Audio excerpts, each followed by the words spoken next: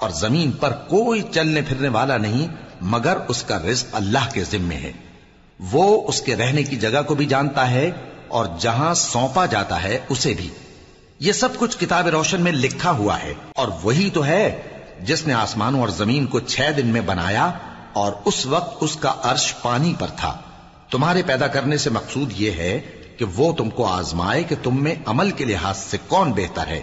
اور اے نبی، اگر تم کہو کہ تم لوگ مرنے کے بعد زندہ کر کے اٹھائے جاؤ گے تو کافر کہہ دیں گے کہ یہ تو کھلا جادو ہوا.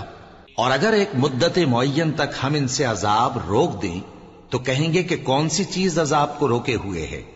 دیکھو، جس روز وہ ان پر واقع ہوگا پھر ٹلنے کا نہیں. اور جس چیز کا یہ مذاق اڑاتے ہیں وہ ان کو گھیر لے گی. اور اگر ہم انسان کو اپنے پاس سے نعمت بخشیں پھر اس سے اس کو چھین لے تو نا امید اور ناشکرا ہو جاتا ہے. اور اگر تکلیف پہنچنے کے بعد آسائش کا مزہ چکھائیں تو خوش ہو کر کہتا ہے کہ سب سختیاں مجھ سے دور ہو گئیں. بے شک وہ ہے ہی خوشی میں مست ہو جانے والا، بڑا فخر جتانے والا.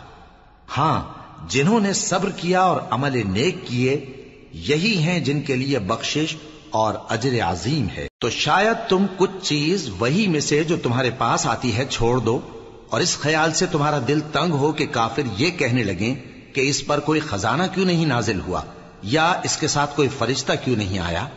اے نبی، تم تو صرف نصیحت کرنے والے ہو اور اللہ ہر چیز کا نگہبان ہے. کیا یہ لوگ کہتے ہیں کہ اس نے قرآن از خود بنا لیا ہے؟ کہہ دو کہ اگر سچے ہو تو تم بھی ایسی 10 صورتیں بنا لاؤ اور اللہ کے سوا جس جس کو بلا سکتے ہو بلا بھی لو. پس اگر وہ تمہاری بات قبول نہ کریں تو جان لو کہ یہ قرآن اللہ کے علم سے اترا ہے اور یہ کہ اس کے سوا کوئی معبود نہیں. تو کیا تم لوگ اسلام لاتے ہو؟ جو لوگ دنیا کی زندگی اور اس کی زیب و زینت کے طالب ہوں ہم ان کے اعمال کا بدلہ انہیں دنیا ہی میں دے دیتے ہیں اور اس میں ان کی حق تلفی نہیں کی جاتی. یہ وہ لوگ ہیں جن کے لیے آخرت میں آتش جہنم کے سوا اور کچھ نہیں.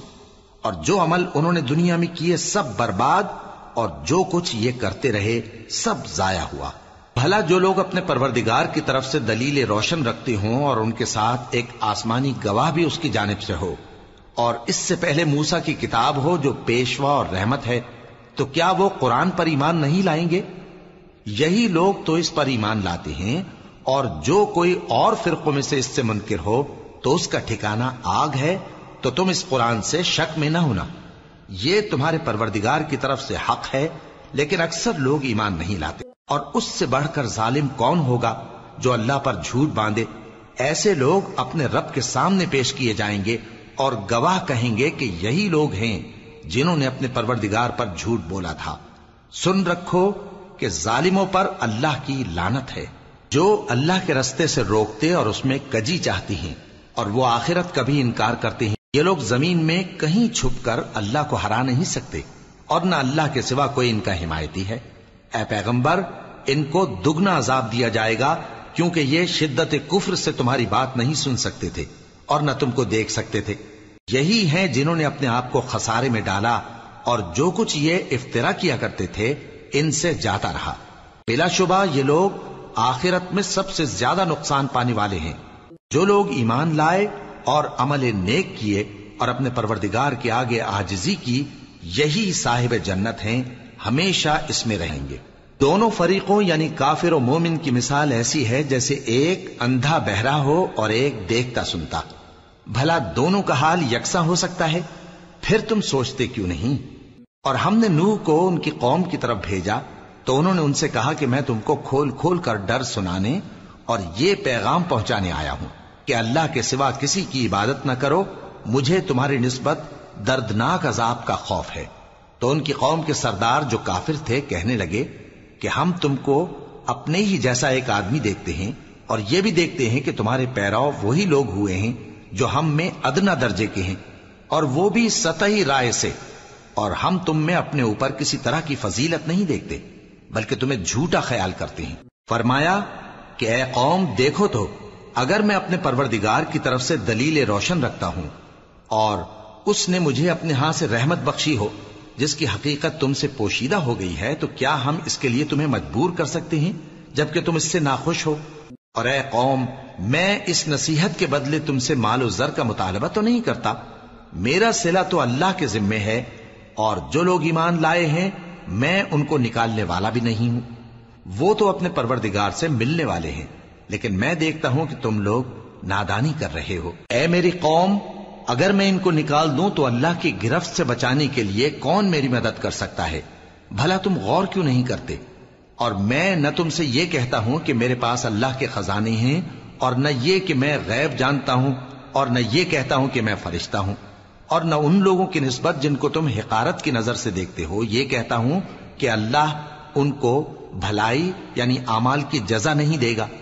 جو ان کے دلوں میں ہے اسے اللہ خوب جانتا ہے، اگر میں ایسا کہوں تو بے انصافوں میں ہو جاؤں۔ انہوں نے کہا کہ نوح، تم نے ہم سے جھگڑا تو کیا اور جھگڑا بھی بہت کیا، اب اگر تم سچے ہو تو جس چیز سے ہمیں ڈراتے ہو وہ ہم پر لا نازل کرو۔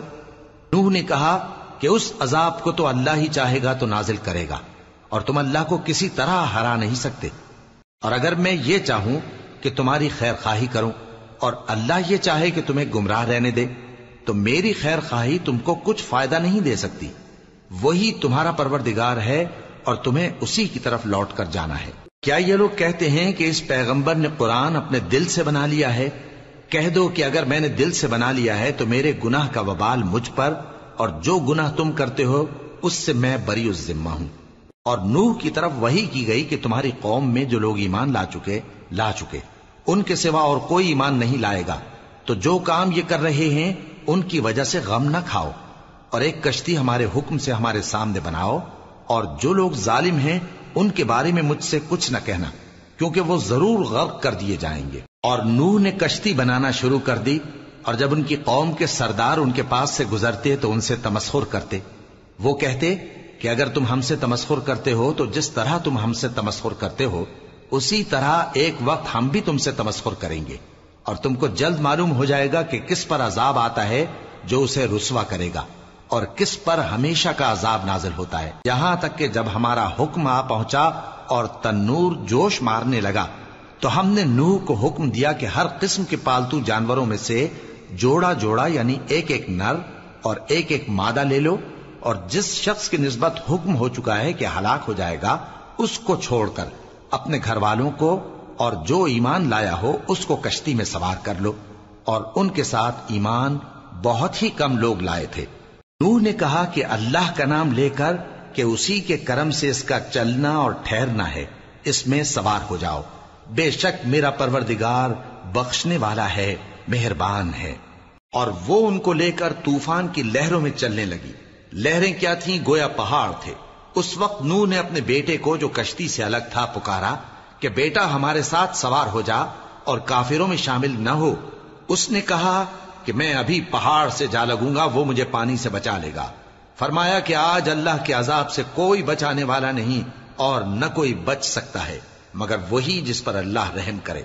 اتنے میں دونوں کے درمیان لہر حائل ہو گئی اور وہ ڈوب کر رہ گیا، اور حکم دیا گیا کہ اے زمین اپنا پانی نگل جا، اور اے آسمان تھم جا، اور پانی خشک ہو گیا اور کام تمام کر دیا گیا، اور کشتی کوہ جودی پر جا ٹھہری، اور کہہ دیا گیا کہ بے انصاف لوگوں پر لعنت۔ اور نوح نے اپنے پروردگار کو پکارا اور کہا کہ پروردگار، میرا بیٹا بھی میرے گھر والوں میں ہے، تو اس کو بھی نجات دے، تیرا وعدہ سچا ہے اور تو بہترین حاکم ہے۔ اللہ نے فرمایا کہ اے نوح، وہ تیرے گھر والوں میں نہیں ہے، وہ تو سراسر بد عمل ہے، تو جس چیز کی تم کو حقیقت معلوم نہیں اس کے بارے میں مجھ سے درخواست ہی نہ کرو، اور میں تم کو نصیحت کرتا ہوں کہ نادان نہ بنو۔ نوح نے کہا پروردگار، میں تجھ سے پناہ مانگتا ہوں کہ ایسی چیز کی تجھ سے درخواست کروں جس کی حقیقت مجھے معلوم نہیں، اور اگر تو مجھے نہیں بخشے گا اور مجھ پر رحم نہیں فرمائے گا تو میں تباہ ہو جاؤں گا۔ حکم ہوا کہ نوح ہماری طرف سے سلامتی اور برکتوں کے ساتھ جو تم پر اور تمہارے ساتھ کی جماعتوں پر نازل کی گئی ہیں اتر آؤ، اور کچھ اور جماعتیں ہوں گی جن کو ہم دنیا کے فوائد سے بہرہ مند کریں گے، پھر ان کو ہماری طرف سے عذاب علیم پہنچے گا۔ یہ حالات غیب کی خبروں میں سے ہیں جو ہم تمہاری طرف بھیجتے ہیں، اور اس سے پہلے نہ تم ہی ان کو جانتے تھے اور نہ تمہاری قوم ہی ان سے واقف تھی، تو صبر کرو کہ انجام پرہیزگاروں ہی کا بھلا ہے۔ اور ہم نے قوم عاد کی طرف ان کے بھائی ہود کو بھیجا.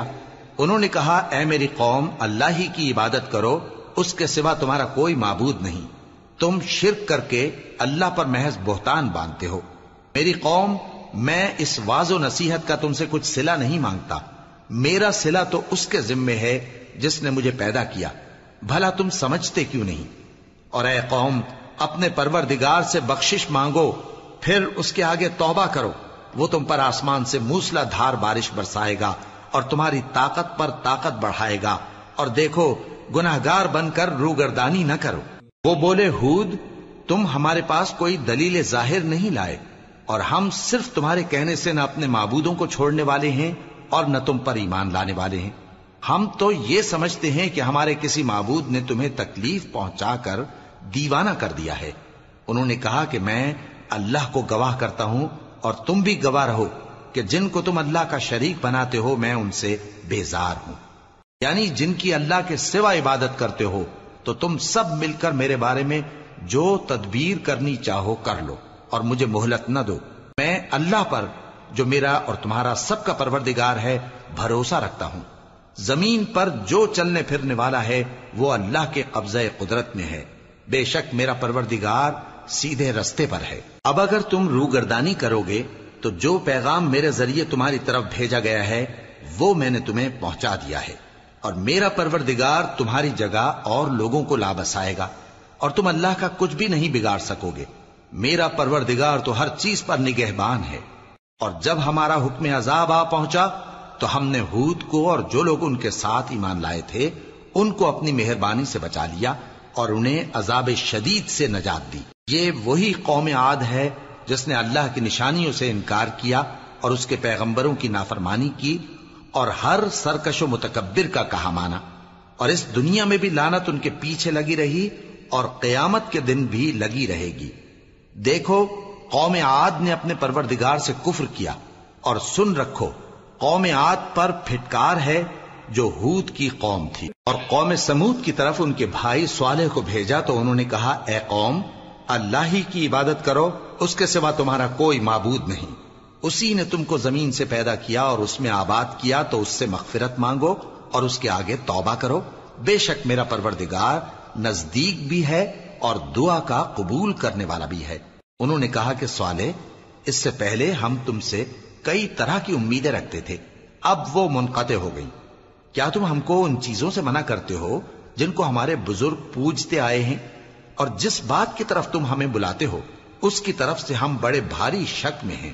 صالح نے کہا اے میری قوم بھلا دیکھو تو اگر میں اپنے پروردگار کی طرف سے کھلی دلیل پر ہوں اور اس نے مجھے اپنے ہاتھ سے نبوت کی نعمت بخشی ہو، تو اگر میں اللہ کی نافرمانی کروں تو اس کے سامنے میری کون مدد کرے گا؟ تم تو کفر کی باتوں سے میرا نقصان ہی کرتے ہو. اور یہ بھی کہا کہ اے قوم یہ اللہ کی اونٹنی تمہارے لیے ایک نشانی یعنی معجزہ ہے، تو اس کو چھوڑ دو کہ اللہ کی زمین میں جہاں چاہے چرتی پھرے، اور اس کو کسی طرح کی تکلیف نہ دینا ورنہ تمہیں جلد عذاب آ پکڑے گا. مگر انہوں نے اس کو کاٹ ڈالا. تو صالح نے کہا کہ اپنے گھروں میں 3 دن اور فائدے اٹھا لو، یہ وعدہ ہے کہ جھوٹا نہ ہوگا. پس جب ہمارا حکم آ گیا تو ہم نے صالح کو اور جو لوگ ان کے ساتھ ایمان لائے تھے ان کو اپنی مہربانی سے بچا لیا اور اس دن کی رسوائی سے محفوظ رکھا. بے شک تمہارا پروردگار طاقتور ہے، زبردست ہے. اور جن لوگوں نے ظلم کیا تھا ان کو چنگھاڑ کی صورت میں عذاب نے آ پکڑا تو وہ اپنے گھروں میں اوندھے پڑے رہ گئے، گویا کبھی ان میں بسے ہی نہ تھے. سن رکھو کہ قوم سمود نے اپنے پروردگار سے کفر کیا، اور سن رکھو قوم سمود پر پھٹکار ہے. اور ہمارے فرشتے ابراہیم کے پاس بشارت لے کر آئے تو سلام کہا، انہوں نے بھی جواب میں سلام کہا. ابھی کچھ وقفہ نہیں ہوا تھا کہ ابراہیم ایک بھنا ہوا بچڑا لے آئے. پھر جب دیکھا کہ ان کے ہاتھ کھانے کی طرف نہیں بڑھتے یعنی وہ کھانا نہیں کھاتے تو ان کو اجنبی سمجھ کر دل میں خوف کیا. فرشتوں نے کہا کہ خوف نہ کیجیے، ہم قوم لوط کی طرف ان کے ہلاک کرنے کو بھیجے گئے ہیں. اور ابراہیم کی بیوی جو پاس کھڑی تھی ہنس پڑی تو ہم نے اس کو اسحاق کی اور اسحاق کے بعد یعقوب کی خوشخبری دی. اس نے کہا اے میرے بچہ ہوگا، میں تو بڑھیا ہوں اور یہ میرے میاں بھی بوڑھے ہیں، یہ تو بڑی عجیب بات ہے. انہوں نے کہا کیا تم اللہ کی قدرت سے تعجب کرتی ہو؟ اے اہل بیت، تم پر اللہ کی رحمت اور اس کی برکتیں ہیں، وہ لائق تعریف ہے، بڑا ہے۔ پھر جب ابراہیم سے خوف جاتا رہا اور ان کو خوشخبری بھی مل گئی تو قوم لوط کے بارے میں لگے ہم سے بحث کرنے۔ بے شک ابراہیم بڑے تحمل والے، نرم دل اور رجوع کرنے والے تھے۔ اے ابراہیم، اس بات کو جانے دو، تمہارے پروردگار کا حکم آ پہنچا ہے اور ان لوگوں پر عذاب آنے والا ہے جو کبھی نہیں ٹلنے کا۔ اور جب ہمارے فرشتے لوط کے پاس آئے تو وہ ان کے آنے سے غمناک اور تنگ دل ہوئے اور کہنے لگے کہ آج کا دن بڑی مشکل کا دن ہے۔ اور لوط کی قوم کے لوگ ان کے پاس بے تحاشا دوڑتے ہوئے آئے اور یہ لوگ پہلے ہی سے انتہائی بےہودہ حرکتیں کیا کرتے تھے۔ لوط نے کہا کہ اے بھائیو، یہ جو میری قوم کی لڑکیاں ہیں یہ تمہارے لیے جائز اور پاک ہیں، تو اللہ سے ڈرو اور میرے مہمانوں کے بارے میں مجھے بے آبرو نہ کرو۔ کیا تم میں کوئی بھی شائستہ آدمی نہیں؟ وہ بولے تم کو معلوم ہے کہ تمہاری ان بیٹیوں کی ہمیں کچھ حاجت نہیں، اور جو ہماری غرض ہے اسے تم خوب جانتے ہو۔ لوط نے کہا اے کاش مجھ میں تمہارے مقابلے کی طاقت ہوتی یا میں کسی مضبوط قلعے میں پناہ لے لیتا۔ فرشتوں نے کہا اے لوط، ہم تمہارے پروردگار کے فرشتے ہیں، یہ لوگ ہرگز تم تک نہیں پہنچ سکیں گے، تو کچھ رات رہے سے اپنے گھر والوں کو لے کر چل دو اور تم میں سے کوئی شخص پیچھے مڑ کر نہ دیکھے مگر تمہاری بیوی کے جو آفت ان پر پڑنے والی ہے وہی اس پر بھی پڑے گی۔ ان کے عذاب کے وعدے کا وقت صبح ہے، اور کیا صبح کچھ دور ہے؟ پھر جب ہمارا حکم آیا ہم نے اس بستی کو الٹ کر نیچے اوپر کر دیا اور ان پر پتھر کی تہ بتہ کنکریاں برسائیں جن پر تمہارے پروردگار کے ہاں سے نشان کیے ہوئے تھے، اور وہ بستی ان ظالموں سے کچھ دور نہیں۔ اور مدین کی طرف ان کے بھائی شعیب کو بھیجا تو انہوں نے کہا کہ اے قوم، اللہ ہی کی عبادت کرو کہ اس کے سوا تمہارا کوئی معبود نہیں، اور ناپ اور تول میں کمی نہ کیا کرو، میں تو تم کو آسودہ حال دیکھتا ہوں، اور اگر تم ایمان نہ لاؤ گے تو مجھے تمہارے بارے میں ایک ایسے دن کے عذاب کا خوف ہے جو تم کو گھیر کر رہے گا۔ اور اے میری قوم، ناپ اور تول انصاف کے ساتھ پوری پوری کیا کرو، اور لوگوں کو ان کی چیزیں کم نہ دیا کرو، اور زمین میں خرابی کرتے نہ پھرو۔ اگر تم کو میرے کہنے کا یقین ہو تو اللہ کا دیا ہوا نفع ہی تمہارے لیے بہتر ہے، اور میں تمہارا نگہبان نہیں ہوں۔ انہوں نے کہا اے شعیب، کیا تمہاری نماز تمہیں یہ سکھاتی ہے کہ جن کو ہمارے باپ دادا پوجتے آئے ہیں ہم ان کو ترک کر دیں، یا اپنے مال میں تصرف کرنا چاہیں تو نہ کریں؟ تم تو بڑے نرم دل اور بڑے سیدھے ہو۔ انہوں نے کہا کہ اے قوم، دیکھو تو اگر میں اپنے پروردگار کی طرف سے دلیل روشن پر ہوں اور اس نے اپنے ہاں سے مجھے نیک روزی دی ہو تو کیا میں اپنا فرض ادا نہ کروں؟ اور میں نہیں چاہتا کہ جس بات سے میں تمہیں منع کروں خود اس کو کرنے لگوں۔ میں تو جہاں تک مجھ سے ہو سکے تمہارے معاملات کی اصلاح چاہتا ہوں، اور اس بارے میں مجھے توفیق کا ملنا اللہ ہی کے فضل سے ہے۔ میں اسی پر بھروسہ رکھتا ہوں اور اسی کی طرف رجوع کرتا ہوں۔ اور اے قوم، میری مخالفت تم سے کوئی ایسا کام نہ کرا دے کہ جیسی مصیبت نوح کی قوم یا ہود کی قوم یا صالح کی قوم پر واقع ہوئی تھی ویسی ہی مصیبت تم پر واقع ہو۔ اور لوط کی قوم کا زمانہ تو تم سے کچھ دور نہیں، اور اپنے پروردگار سے بخشش مانگو اور اس کے آگے توبہ کرو، بے شک میرا پروردگار بڑا مہربان ہے، بہت محبت کرنے والا ہے۔ انہوں نے کہا کہ شعیب، تمہاری بہت سی باتیں ہماری سمجھ میں نہیں آتی، اور ہم دیکھتے ہیں کہ تم ہم میں کمزور بھی ہو، اور اگر تمہارے بھائی بند نہ ہوتے تو ہم تم کو سنسار کر دیتے، اور تم ہم پر کسی طرح بھی غالب نہیں ہو۔ انہوں نے کہا کہ اے قوم، کیا میرے بھائی بندوں کا دباؤ تم پر اللہ سے زیادہ ہے، اور اس کو تم نے پیٹھ پیچھے ڈال رکھا ہے؟ میرا پروردگار تو تمہارے سب اعمال کا احاطہ کیے ہوئے ہے۔ اور اے قوم، تم اپنی جگہ کام کیے جاؤ، میں اپنی جگہ کام کیے جاتا ہوں، تم کو ان قریب معلوم ہو جائے گا کہ رسوا کرنے والا عذاب کس پر آتا ہے اور جھوٹا کون ہے۔ اور تم بھی انتظار کرو، میں بھی تمہارے ساتھ انتظار کرتا ہوں۔ اور جب ہمارا حکم آ پہنچا تو ہم نے شعیب کو اور جو لوگ ان کے ساتھ ایمان لائے تھے ان کو تو اپنی رحمت سے بچا لیا، اور جو ظالم تھے ان کو چنگھاڑ نے آ دبوچا، تو وہ اپنے گھروں میں اوندھے پڑے رہ گئے، گویا ان میں کبھی بسے ہی نہ تھے۔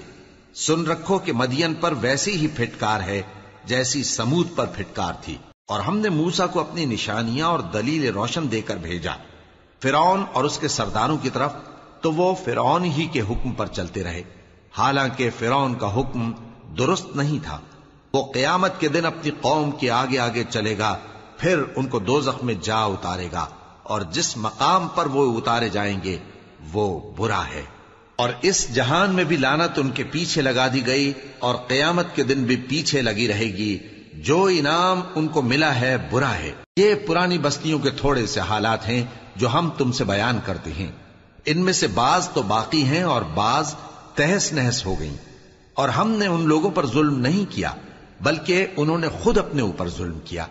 غرض جب تمہارے پروردگار کا حکم آ پہنچا تو جن معبودوں کو وہ اللہ کے سوا پکارا کرتے تھے وہ ان کے کچھ بھی کام نہ آئے، اور بربادی کے سوا انہیں اور کچھ نہ دے سکے۔ اور تمہارا پروردگار جب نافرمان بستیوں کو پکڑا کرتا ہے تو اس کی پکڑ اسی طرح کی ہوتی ہے، بے شک اس کی پکڑ دکھ دینے والی سخت ہے۔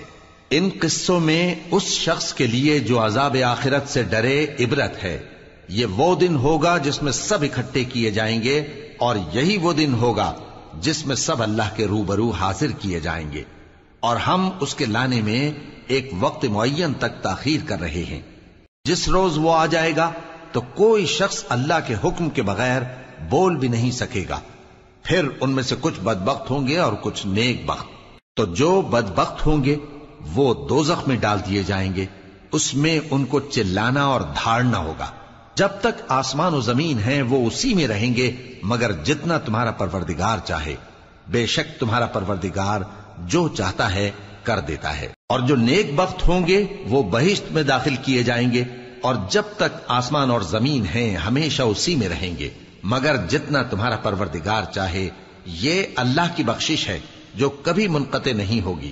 تو یہ لوگ جو غیر اللہ کی پرستش کرتے ہیں اس سے تم شک میں نہ پڑنا، یہ اسی طرح پرستش کرتے ہیں جس طرح پہلے سے ان کے باپ دادا پرستش کرتے آئے ہیں، اور ہم ان کو ان کا حصہ پورا پورا بغیر کچھ کم کیے دینے والے ہیں۔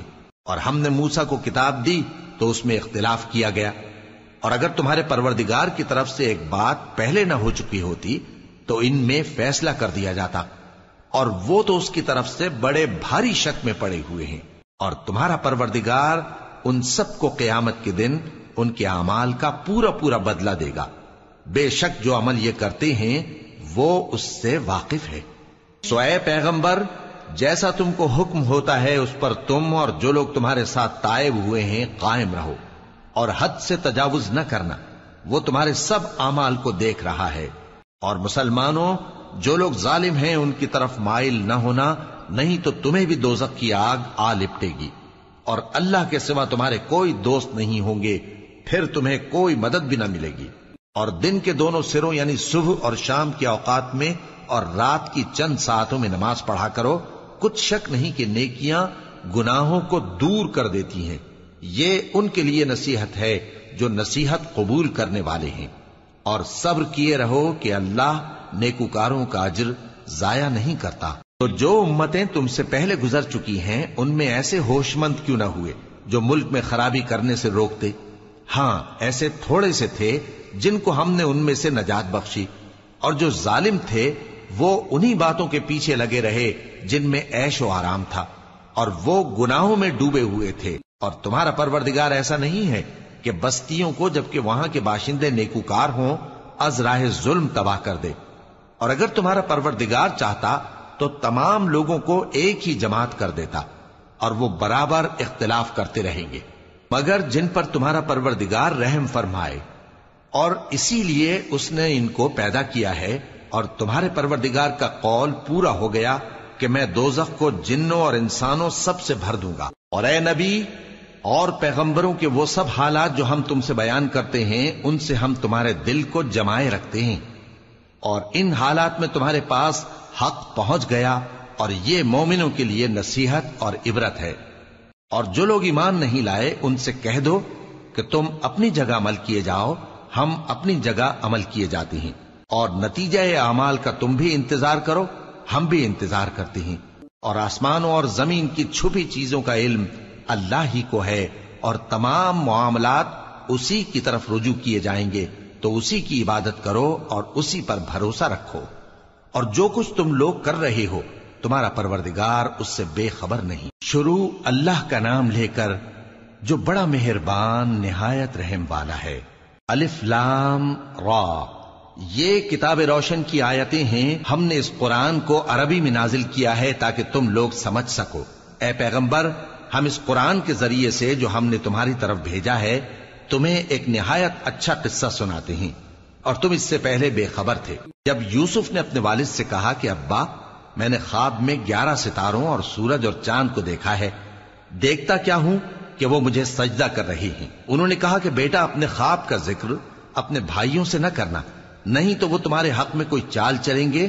کچھ شک نہیں کہ شیطان انسان کا کھلا دشمن ہے، اور اسی طرح اللہ تمہیں برگزیدہ و ممتاز کرے گا اور خواب کی باتوں کی تعبیر کا علم سکھائے گا، اور جس طرح اس نے اپنی نعمت پہلے تمہارے دادا پر دادا ابراہیم اور اسحاق پر پوری کی تھی، اسی طرح تم پر اور اولاد یعقوب پر پوری کرے گا۔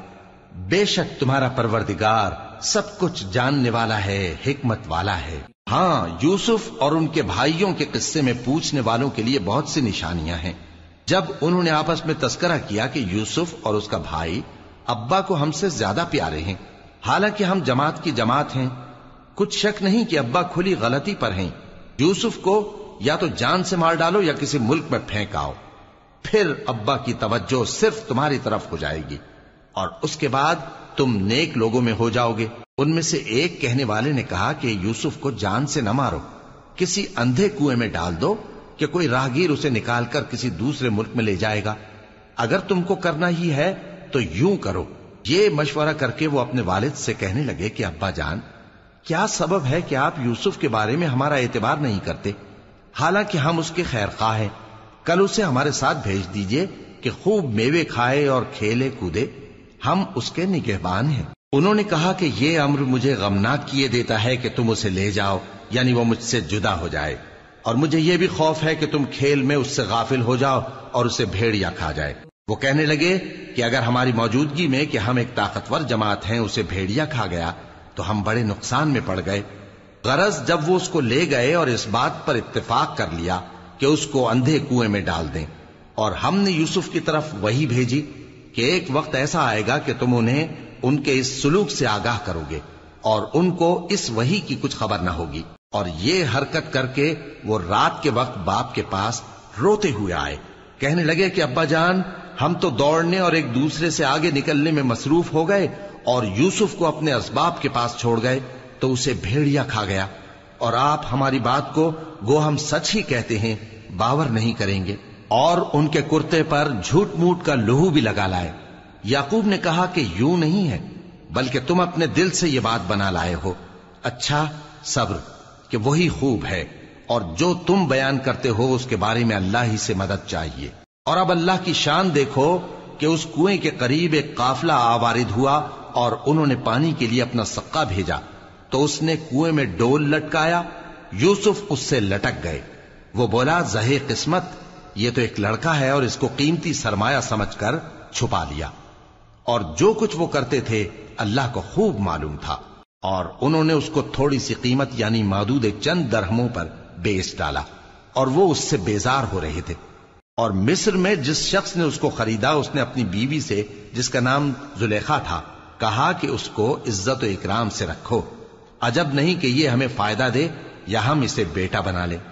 اس طرح ہم نے یوسف کو سرزمین مصر میں جگہ دی، اور غرض یہ تھی کہ ہم ان کو خواب کی باتوں کی تعبیر سکھائیں، اور اللہ اپنے کام پر غالب ہے لیکن اکثر لوگ نہیں جانتے۔ اور جب وہ اپنی جوانی کو پہنچے تو ہم نے ان کو دانائی اور علم عطا کیا، اور نیکوکاروں کو ہم اسی طرح بدلہ دیا کرتے ہیں۔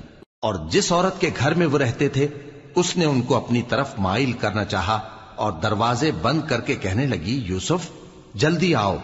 انہوں نے کہا کہ اللہ پناہ میں رکھے، وہ یعنی تمہارے میاں تو میرے آقا ہیں، انہوں نے مجھے اچھی طرح سے رکھا ہے، میں ایسا ظلم نہیں کر سکتا، بے شک ظالم لوگ فلاح نہیں پائیں گے۔